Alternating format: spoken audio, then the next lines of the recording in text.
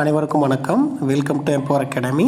இந்த வீடியோவில் நம்ம என்ன பார்க்குறோம் அப்படின்னா, டிஎன்பிஎஸ்சி குரூப் 1 அண்ட் குரூப் 2 ஆகட்டும், அல்லது எந்த மெயின்ஸ் எக்ஸாம் ஆகட்டும், நீங்கள் பாயிண்ட்ஸ் சொல்கிறேன், நோட்ஸ் எப்படி எடுக்கிறது, அது ரொம்ப முக்கியமான ஒரு விஷயம். சரிங்களா? ஏன்னா ப்ரிலிமினரியில் நீங்கள் ஒரு புக்கு, ஒரு கமர்ஷியல் ஆகட்டும் அல்லது ஸ்கூல் புக் ஆகட்டும், நீங்கள் என்ன பண்ணுறீங்க அப்படின்னா, ஒரு ஹைலைட் பெண்ணாலேயோ அல்லது பென்சிலாலேயோ பேனாவாலேயோ அண்டர்லைன் பண்ணி முக்கியமான பாயிண்ட்ஸை நீங்கள் என்ன பண்ணுவீங்க, அண்டர்லைன் பண்ணிவிட்டு படிப்பீங்க. இல்லைன்னா நோட்ஸ் எடுப்பீங்க. நோட்ஸ்னால் ப்ரிலிமினரிக்கு நீங்கள் எடுக்க தெரியும் உங்களுக்கு. ஓகேங்களா? இங்கே மெயின்ஸுக்கு எப்படி படிக்கிறது, அந்த ஸ்ட்ராட்டஜி எப்படி ஃபாலோ பண்ணுறது, அந்த நோட்ஸ் எப்படி எடுக்கணுங்கிற விஷயம் உங்களுக்கு இதில் நிறைய பேர்த்துக்கு தெரியாமல் இருக்கும். சரிங்களா? ஸோ அதை எக்ஸ்பிளைன் பண்ணுறதுக்காக தான் இந்த வீடியோ நம்ம இப்போ அப்லோட் பண்ணியிருக்கோம். ஸோ நோட்ஸை பொறுத்தவரையும் நீங்கள் அதுக்கு நோட்ஸ் எடுக்கிறதுக்கு முன்னாடி அந்த சிலபஸ்ஸு அண்ட் சிலபஸ் ஓரியன்டான அந்த ஃபுல் பேக்கேஜான ஒரு மெட்டீரியலாகவோ அல்லது நீங்கள் ஸ்கூல் புக்கோ நீங்கள் அதுக்கு தயார் பண்ணி வச்சுருக்கணும். அது ரொம்ப ரொம்ப முக்கியமான விஷயம். ஸோ எடுத்த உடனே இப்போ நீங்கள் நோட்ஸ் எடுக்கணும்னு ஸ்டார்ட் பண்ணுறீங்கன்னு வச்சுக்கோங்களேன். இப்போ உதாரணத்துக்கு சயின்ஸ் அண்ட் டெக்னாலஜியோ அல்லது சோசியல் அண்ட் எக்கனாமிக் இஷ்யூஸோ எடுக்கிறீங்க. ஸோ அப்படி எடுக்கப்படும் பொழுது நீங்கள் அதுக்கு உண்டான சோர்ஸே என்னென்னு இல்லாமல், அந்த சோர்ஸ் புக்ஸே எதுவும் இல்லாமல் நீங்கள் நோட்ஸ் எடுக்கணும்னு ஆரம்பித்து உட்காந்திங்கன்னா ஒரு டாபிக் நோட்ஸ் இருக்கும், ஒரு சில டாபிக்ஸ் நோட்ஸ் இருக்காது. நம்ம ஆன்லைனில் நீங்கள் தேடினீங்கனாலும் அது கொஞ்சம் இங்கிலீஷில் இருக்கும். இப்போ தமிழ் மீடியம் படிக்கிற கேண்டிடேட்ஸ்க்கு அது ரொம்ப கஷ்டமாக இருக்கும். ஸோ அப்போ அந்த மாதிரி சூழ்நிலையில் நீங்கள் என்ன பண்ணணும் அப்படின்னா, முதல்ல அந்த சிலபஸ் அண்ட் சிலபஸ் ஓரியன்டான மெட்டீரியல்ஸ் நீங்கள் புக்ஸாகவோ அல்லது ஏதாவது கமர்ஷியல் மெட்டீரியல்ஸாகவோ நீங்கள் வாங்கி வச்சுக்கலாம். ஓகேங்களா? உதாரணத்துக்கு நம்ம எம்பவர் அகாடமி குரூப் 1, 2 ரெண்டுக்கும் மெயின்ஸ்க்கான மெட்டீரியல்ஸும் உங்களுக்கு ப்ரொவைட் பண்ணுறாங்க. அண்ட் குரூப் 2 மெயின்ஸ்க்கான ஆன்லைன் கிளாஸஸும் குரூப் 1 மெயின்ஸ்க்கான ஆன்லைன் கிளாஸஸும் இப்போ ஸ்டார்ட் பண்ண போகிறாங்க. இது வித் ஃப்ரீ ஆஃப் காஸ்ட்டில். ஓகேங்களா? ஸோ இதுக்கான ஃபீஸ் நீங்கள் கட்ட தேவையில்லை. சப்போஸ் நீங்கள் மெட்டீரியல்ஸ் வாங்கக்கூடிய ஸ்டேஜில் இருந்தீங்க அப்படின்னா கண்டிப்பாக அது நீங்கள் கொஞ்சம் பே பண்ணி தான் வாங்கணும். ஏன்னா அதற்குண்டான டைப்பிங் சார்ஜஸ், பிரிண்டிங் காஸ்ட்டு அப்படிங்கிறது வர பட்சத்தில் கண்டிப்பாக அதுக்கு நீங்கள் மினிமமான குறைவான அமௌண்ட்டாக தான் இருக்கும். ஓகேங்களா? நீங்கள் 30,000, 40,000, 20,000 அந்த மாதிரியெல்லாம் பே பண்ண தேவையில்லை. நியர்லி ஒரு 7,000க்கு உள்ளே தான் இருக்கும். அதை தாண்டி போகிறதுக்கான வாய்ப்புகள் ரொம்ப குறைவு தான். சரிங்களா? ஸோ அதை பே பண்ணி நீங்கள் வாங்கிக்கலாம். ஸோ அந்த மெட்டீரியல்ஸ் உங்களுக்கு தேவை அப்படின்னு நினச்சிங்கன்னா 9944930889 அப்படிங்கிற வாட்ஸ்அப்பில் நீங்கள் டெக்ஸ்ட் பண்ணி அந்த மெட்டீரியல்ஸ் பற்றி டீட்டெயில்ஸ் நீங்கள் கேட்டு தெரிஞ்சுக்கலாம். 9944930889ங்கிற வாட்ஸ்அப்பில் டெக்ஸ்ட் பண்ணி சம்மந்தமான டீட்டெயில்ஸ் நீங்கள் தெரிஞ்சுக்கலாம். சரிங்களா? ஸோ ஓகே, நம்ம டீட்டெயில்டாக நம்ம அதை நோட்ஸ் எப்படி எடுக்கணும் அப்படிங்கிற விஷயத்துக்குள்ள நம்ம போயிடுவோம். இப்போ அந்த நோட்ஸ் அப்படின்னு பார்க்கும்பொழுது நான் சொன்னது மாதிரி சிலபஸ் அண்ட் சிலபஸ் ஓரியன்டான பேக்கேஜான மெட்டீரியல்ஸ் நீங்கள் தயார் பண்ணி வச்சுக்கணும். அது ரொம்ப முக்கியம். ஓகேங்களா? ஸோ இப்போ உதாரணத்துக்கு ஒரு டாபிக் எடுக்கப்படும் பொழுது அந்த டாப்பிக்கில் உள்ளே இருக்கிற சப் பாயிண்ட்ஸ் எல்லாம் உங்களுக்கு ஒவ்வொன்றையும் நீங்கள் தேடி ஒரு மெட்டீரியல் இருக்கும், ஒரு அதே பாயிண்ட்டு உங்களுக்கு இருக்காது. அந்த விஷயத்தில் டீட்டெயிலாக உங்களுக்கு இல்லாத போது உங்களுக்கு என்ன ஆயிடுவீங்க, வெப்சைட் க்ளோஸ் பண்ணி வச்சுருவீங்க. ஸோ அப்போ அந்த ஃபுல் மெட்டீரியல்ஸும் இந்த புக்ஸை நீங்கள் தயார் பண்ணி வச்சுக்கணும். ஸோ இதை பற்றியான வீடியோஸ் நம்ம ஏற்கனவே நம்ம எம்பவர் அகாடமி மூலமாக அதை அப்லோட் பண்ணியிருக்காங்க.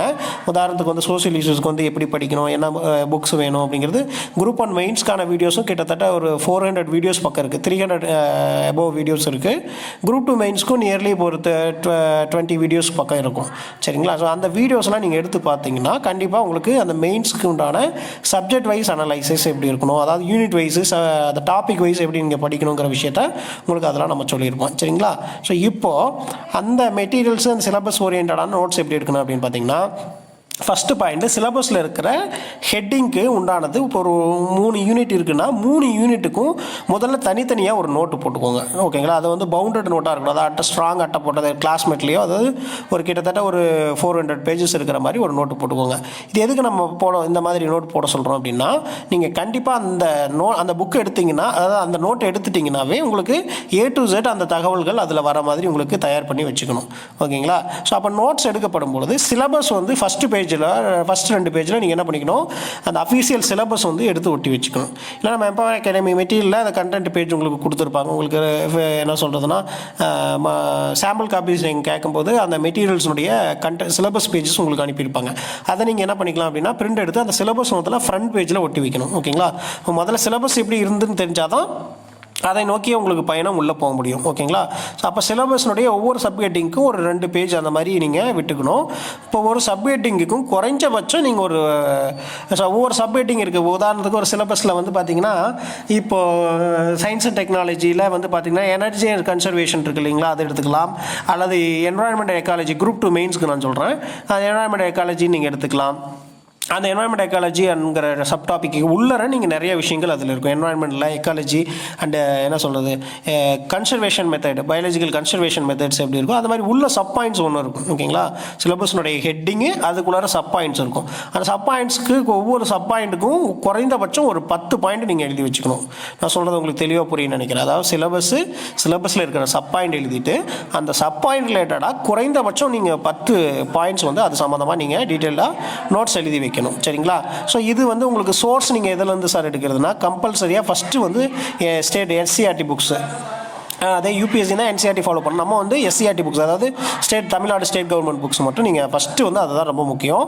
அதை படிச்சுட்டு ஒரு சில ஸ்டாண்டர்டான நியூஸ் இருக்கும். உதாரணத்துக்கு பிஐபின்னு நம்ம சொல்லுவாங்க. ஓகேங்களா, பிஐபி அது வந்து ஒரு அஃபிஷியலான ஒரு தகவலாக இருக்கும்.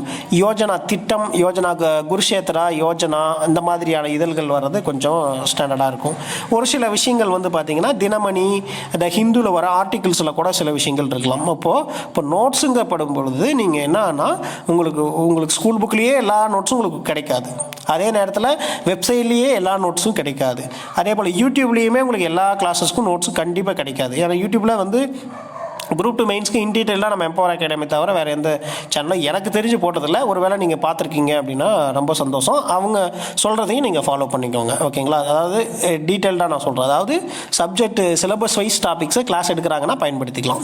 ஏன்னா நம்மளும் இப்போ ஃப்ரீ கிளாஸஸ் வந்து கண்டக்ட் பண்ணிட்டு இருக்கிறோம். ஸோ அதை பற்றி டீட்டெயில்ஸை நீங்கள் கேட்டு தெரிஞ்சுக்கலாம்.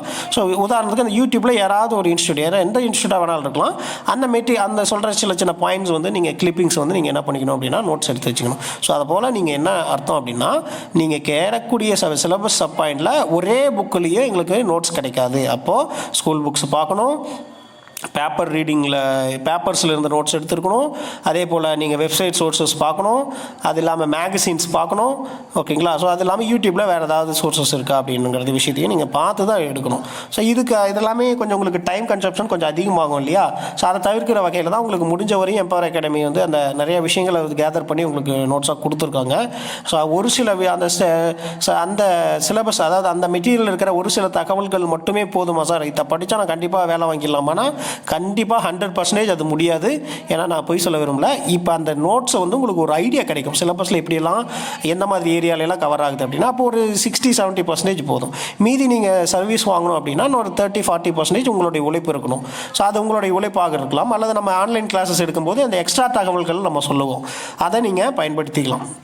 சரிங்களா. ஸோ இந்த மாதிரியான மல்டி டைமென்ஷனலான சோர்ஸை நீங்கள் யூஸ் பண்ணி தான் அந்த நோட்ஸ் வந்து எடுக்கணும். அப்படி எடுக்கப்படும் பொழுது ஒவ்வொரு சப் பாயிண்ட்ஸ்க்கும் நீங்கள் குறைஞ்சபட்சம் 10 பாயிண்ட்ஸ் நீங்கள் என்ன பண்ணிக்கிறீங்கன்னா நோட்ஸும் எடுத்து வச்சுக்கிறீங்க. ஓகேங்களா, இது உங்களுக்கு தெளிவாக புரிஞ்சிருக்கும். இப்போது வந்து பார்த்தீங்கன்னா அந்த சப் பாயிண்ட்ஸ் எழுதி வச்சுக்கிறீங்க அப்படின்னா இப்போ இது வந்து யூனிட் வைஸ் நான் உங்களுக்கு ஒரு நோட் போட சொன்னேன். அதே நேரத்தில் அந்த 3 நோட்டோ அல்லது இப்போ உதாரணத்துக்கு குரூப் 1 மெயின்ஸ்க்கெல்லாம் மொத்தம் 9 யூனிட்ஸ், அதாவது 9 சப்ஜெக்ட் இருக்கும். மொத்தம் வந்து பார்த்தீங்கன்னா 3 பேப்பரு, ஆனால் 9 சப்ஜெக்ட்ஸ் இருக்கும். அப்போ 9 சப்ஜெக்ட்டுக்கும் பெரிய பெரிய நோட்லாம் நீங்கள் வந்து மெயின்ஸுக்கு தூக்கிட்டுலாம் அங்கே போயிட்டு இருக்க முடியாது. அப்போது என்ன பண்ணணும் அப்படின்னு பார்த்தீங்கன்னா இது 3 இப்போ உங்களுக்கு மொத்தமாக 3 பேப்பரா, அப்போ ஒரு 3 நோட்டாக தனியாக ஒரு நோட் போட்டு வச்சுக்கணும். அது எதுக்கு அப்படின்னு பார்த்தீங்கன்னா லாஸ்ட் டைம் ப்ரிப்பரேஷனுக்கு ரொம்ப யூஸ்ஃபுல்லாக இருக்கும். கடைசி நேரத்தில் முக்கியமான ஃபேக்ட்ஸ் எல்லாம் அதில் நீங்கள் படிச்சுட்டு போகணும். உதாரணத்துக்கு வந்து இண்டீசஸ் இருக்குது இல்லைங்களா. இப்போ ஹியூமன் டெவலப்மெண்ட் இண்டெக்ஸில் இந்தியா வந்து எத்தனையாவது இருக்குது, எந்தெந்த மல்டி டைமென்ஷனல் பாவர்ட்டி இண்டெக்ஸ் இருக்குது இல்லைங்களா, அதில் இந்தியா வந்து எத்தனாவது இருக்குது, என்னென்ன டைமென்ஷன்ஸ் யூஸ் பண்ணியிருக்காங்க. அதே மாதிரி ஹெல்த் இண்டெக்ஸில் தமிழ்நாடு எத்தனாவது இடத்துல இருக்குது, இந்தியாவில் எத்தனாவது இருக்குது. அதே போல் இன்ஃபேண்ட் மார்டாலிட்டி ஐஎம்ஆரில் எத்தனாவது இடம் இருக்குது.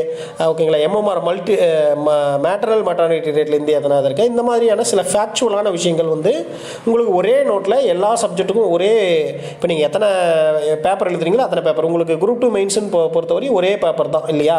அதாவது மேஜர் கோர் சப்ஜெக்ட்னு ஒரு பேப்பர் தான். அப்போ எலிஜிபிலிட்டி பேப்பர் அது வேறு, அதை விட்டுருங்க. இப்போ மேஜரில் ஒரே ஒரு பேப்பர் எழுத போகிறீங்க. அப்போ ஒரு நோட்டு சிங்கிள் நோட்டாக 3 யூனிட்டுக்கு தனியாக ஒரு நோட்டு, ஒரே நோட்டாக தனியாக ஒன்று போட்டுக்கணும். அதே போல் குரூப் 1 மெயின்ஸாக நீங்கள் இருந்தீங்க அப்படின்னா மொத்தம் 9 சப்ஜெக்ட் இருக்குது. அதாவது 3 பேப்பர் இருக்குது. 3 பேப்பரில் 9 சப்ஜெக்ட் இருக்குது. இப்போ 9 தனித்தனி நோட்டாக போட்டுக்கணும். அப்புறம் 3 பேப்பர் நீங்கள் எழுத போகிறீங்க. அப்போ ஒரு பேப்பருக்கு ஒரு நோட்டு வீதம் 3 நோட்டு கம்பல்சரியாக நீங்கள் வச்சுருக்கணும். அந்த 3 நோட்லேயுமே அதில் முக்கியமான பாயிண்ட்ஸ் என்ன, இப்போது அந்த சிலபஸில் இருக்கிற முக்கியமான கீ பாயிண்ட்ஸ், மெமரி பண்ணுறது கஷ்டமாக இருக்கிற பாயிண்ட்ஸில் என்ன அப்படிங்கிற விஷயத்தை நீங்கள் அதில் நோட் பண்ணி வச்சுருந்தால் மட்டும்தான் நீங்கள் கடைசி நேரத்தில் ரிவைஸ் பண்ணி அந்த எக்ஸாமில் போய் உங்களால் என்ன பண்ண முடியும், அந்த பாயிண்ட்ஸை கேதர் பண்ண முடியும். அதாவது என்ன சொல்கிறது, ரீகால் பண்ணி எழுத முடியும். இல்லை அப்படின்னா நீங்கள் படித்தது எல்லாமே அங்கே கேட்பாங்க அப்படின்னா கிடையாது. நீங்கள் படித்ததையும் தாண்டி நிறைய விஷயங்கள் நீங்கள் திங்க் பண்ணி எழுதுகிற மாதிரி இருக்கும். ஆனால் நீங்கள் படித்த விஷயத்தையே இந்த மாதிரி மெமரி பண்ணாமல் அங்கே போய் யோசனை பண்ணிட்டு இருந்தீங்கன்னா படிக்காத விஷயத்துக்கு யோசனை பண்ணி உங்களால் எழுத முடியாது. அதுக்காக தான் நான் உங்களுக்கு இந்த மாதிரி ஒரு கிறிஸ்பியான ஒரு நோட்ஸ் நீங்கள் வச்சுட்டிங்கன்னா கண்டிப்பாக எக்ஸாம்பிள் எழுதப்படும் போது ரீகால் பண்ணுறதுக்கு உங்களுக்கு வசதியாக இருக்கும். ஓகேங்களா? இப்போ நிறைய பேர் பண்ணுற தப்பு என்ன விஷயம் அப்படின்னா நிறைய படிச்சிருப்பாங்க, நோட்ஸ் எடுக்கிறதுல கொஞ்சம் கோட்டை விட்டுருவாங்க. நோட்ஸ் வந்து ரொம்ப ரொம்ப முக்கியமான ஒரு விஷயம் அப்படிங்கிறனால இந்த நோட்ஸ் எடுக்கிற பற்றி டீட்டெயில்ஸ் நான் சொல்லியிருக்கேன். நான் சொன்னது ஒரு 30-40% தான் நோட்ஸ் எடுக்கிற உண்டான சொல்லியிருக்கேன். இது ஆன்லைன் ரெகுலர் கிளாஸ் வாங்க, கண்டிப்பாக ஒவ்வொரு சப்ஜெக்ட் வைஸு டாபிக் வைஸு உங்களுக்கு எப்படி எடுக்கணும், என்ன மாதிரி நோட்ஸ் கொடுக்கணும் அப்படிங்கிற விஷயத்தை நம்ம கண்டிப்பாக டீட்டெயில்டாக ஆன்லைன் கிளாஸஸில் குரூப் 1 மெயின்ஸுக்கும் குரூப் 2 மெயின்ஸுக்கும் ஆன்லைன் கிளாஸஸ் வந்து ஃப்ரீ கிளாஸஸ் தான் ஸ்டார்ட் பண்ண போகிறோம். அதில் நீங்கள் ஜாயின் பண்ணி அது சம்மந்தமான நீங்கள் டீட்டெயில்ஸ் வந்து நீங்கள் கேட்டு தெரிஞ்சுக்கலாம். ஸோ இதுவரையும் ரொம்ப பொறுமையாக இந்த வீடியோவை கவனித்தது ரொம்ப நன்றி. இந்த வீடியோ உங்களுக்கு ரொம்ப யூஸ்ஃபுல்லாக இருக்கும்னு நினைக்கிறேன். இந்த வீடியோ உங்களுக்கு யூஸ்ஃபுல்லாக இருக்குன்னு நீங்கள் நினச்சிங்கன்னா உங்கள் நண்பர்களுக்கு வந்து ஷேர் பண்ணுங்கள். குரூப் 2 மெயின்ஸ்க்கான இந்த ஃப்ரீ கிளாஸஸ் தகவல்களை உங்கள் நண்பர்களுக்கு ஷேர் பண்ணி மற்றவங்களையும் ஜாயின் பண்ணி வைங்க. ஏன்னா மற்றவங்க வந்து அதை பயன்படுத்தட்டும். ஓகே, ரொம்ப நன்றி. இந்த வீடியோ இதுவரை கவனிச்சது ரொம்ப நன்றி. அடுத்த வீடியோவில் பார்க்கலாம். தேங்க்யூ.